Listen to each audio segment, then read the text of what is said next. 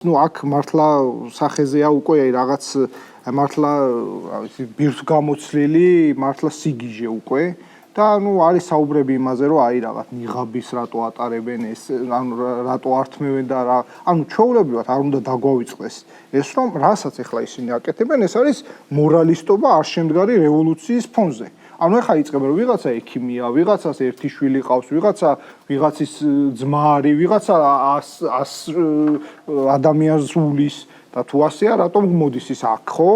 უბრალოდ არ უნდა დაგვავიწყდეს, რომ ეს რაც ხდება არის არ შემდგარი რევოლუციის, უკვე მინავლების პროცესში ყოფი ექოები, ხო? ვინ ამბობენ, ხო? ხო? ეს მნიშვნელოვანია, ხა ნაციონალური მოძრაობის ლიდერშიპი როგორ აკეთება, რომ ციხეში არ დაიჭიროთ დანაშაულისთვის, იმიტომ რომ რაღაცა ოჯახური მდგომარეობა, რაღაცა ეკონომიკა.